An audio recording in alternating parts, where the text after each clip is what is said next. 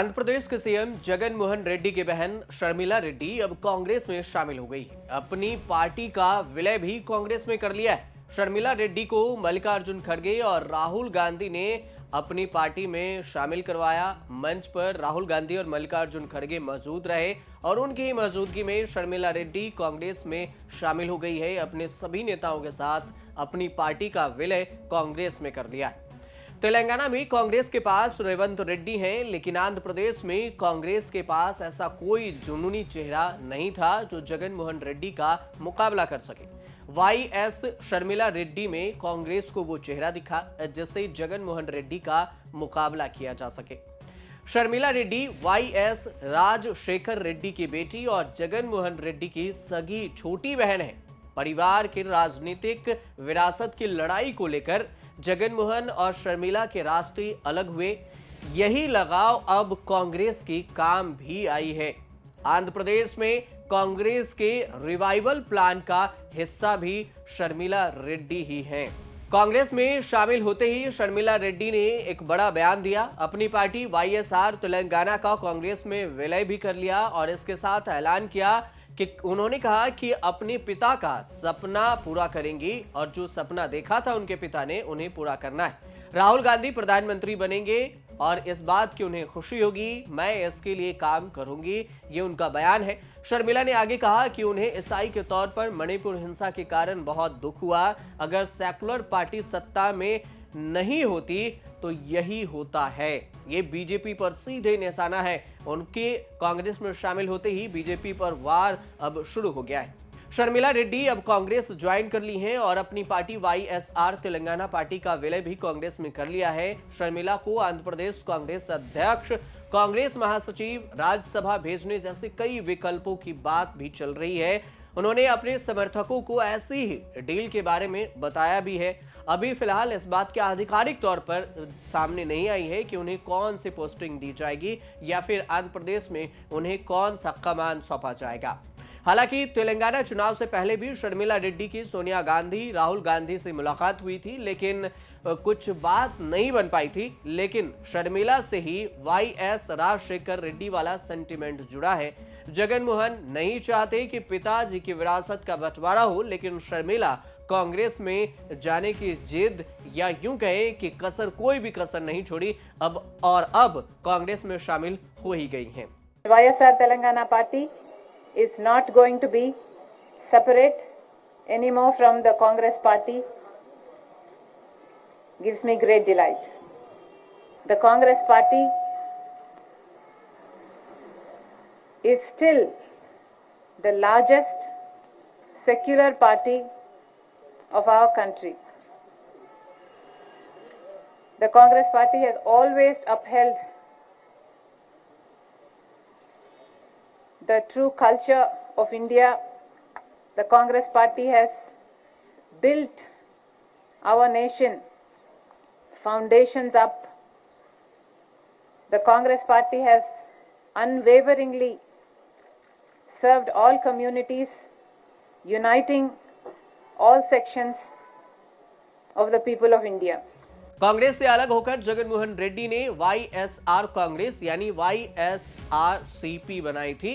शर्मिला रेड्डी भी मां विजयम्मा के साथ कांग्रेस से निकल गई और कहा जाता है कि 2017 में जगन मोहन की सबसे बड़ी पदयात्रा में शर्मिला ने सबसे बड़ी भूमिका निभाई थी। लेकिन शर्मिला की महत्वाकांक्षा सिर्फ भाई को सीएम बनते ही नहीं देखना था। इसके अलावा भी और सी कई महत्वाकांक्षाएं थी जो शायद पूरा नहीं हो सकी, इसलिए भाई के साथ अनबन भी हो गई।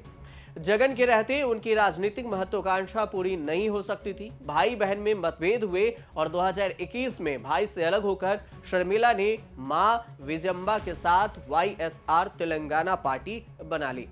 कोशिश की कि तेलंगाना में अपनी राजनीति जमाई जाए। पिता राजशेखर रेड्डी की कांग्रेस वाली विरासत को जगन को ट्रांसफर हो गई, लेकिन बेटी शर्मिला के हिस्से में आई तो सिर्फ मां। राजनीति में जमने का स्ट्रगल ही उनको कांग्रेस तक ले आई है। आंध्र प्रदेश में शर्मिला रेड्डी का कांग्रेस में जाना बड़ा राजनीतिक उलटफेर माना जा रहा है। ऐसा माना जा रहा है कि तेलंगाना में पिता के समर्थकों के वोट को कांग्रेस की तरफ शिफ्ट करने में मददगार साबित हो सकती हैं शर्मिला रेड्डी। शर्मिला रेड्डी की चर्चा तब हुई थी जब 2022 में हैदराबाद में केसीआर के खिलाफ प्रदर्शन करने के लिए कार से पहुंची थी। पुलिस ने केसीआर के घर से 1 किलोमीटर दूर कार में बैठे शर्मिला रेड्डी को क्रेन से उठवा लिया था। शर्मिला रेड्डी का दूसरा कांड था जब उन्होंने ड्यूटी कर रहे पुलिस वाले को थप्पड़ मार दिया था। लोकसभा और विधानसभा चुनाव से ठीक पहले शर्मिला रेड्डी 17 फरवरी को अपने बेटे YS राजा रेड्डी की शादी कर रही हैं। उनके पति अनिल राजनीति से दूर रहते हैं, लेकिन पत्नी को भरपूर सपोर्ट करते हैं। रेड्डी परिवार में वो जगन की छोटी बहन है। राजनीति परिवार की बेटी और राजनीति में एक्टिव होने के बाद भी उन्होंने आज तक कोई भी चुनाव नहीं लड़ा। जगन मोहन से बहुत पहले 2012 में 3000 किलोमीटर की पदयात्रा की थी। जगन मोहन जब 175 दिन जेल में रहे थे तब उन्होंने ही पार्टी और परिवार को संभाला था। जगन की लड़ाई 2019 में उन्होंने चंद्रबाबू नायडू के खिलाफ बाय बाय बाबू के नारे के साथ 11 दिन में 39 रैलियां करते हुए 1500 किलोमीटर की बस यात्रा भी की थी। इसका जोरदार फायदा हुआ जगन मोहन रेड्डी को। आंध्र प्रदेश विभाजन के बाद जगन मोहन ने आंध्र प्रदेश पर फोकस किया, लेकिन शर्मिला तेलंगाना तक विस्तार चाहती थी।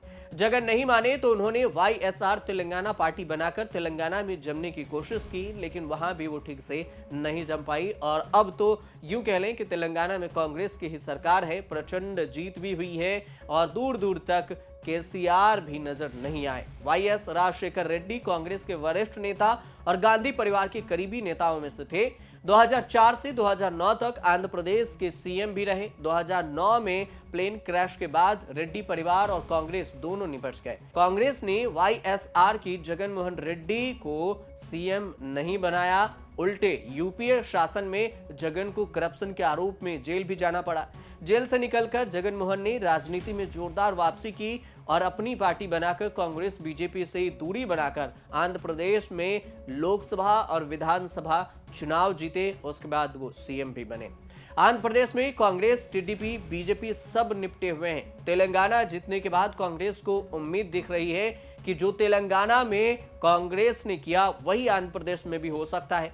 राहुल गांधी की भारत जोड़ो यात्रा का भी आंध्र प्रदेश में सफल दिखा था, उनकी यात्रा भी वहां सफल दिखी थी, लेकिन अभी भी जोरदार नेता की तलाश है जो रेवंत रेड्डी जैसा कमाल कर सके। और इस रूप में शायद सीएम जगन मोहन रेड्डी की बहन शर्मिला रेड्डी ही कांग्रेस को मिला है और इस वजह से वो कांग्रेस में अपनी पूरी पार्टी के साथ विलय कर ली है। अब देखना ये होगा कि क्या आंध्र प्रदेश में तेलंगाना के जैसे और कर्नाटक के जैसे ही कांग्रेस एक अलग ही पहचान क्रिएट कर पाती है, प्रचंड जीत दर्ज कर पाती है, कुछ नया इतिहास रच पाती है या नहीं। आप देखते रहिए न्यूज़ तक।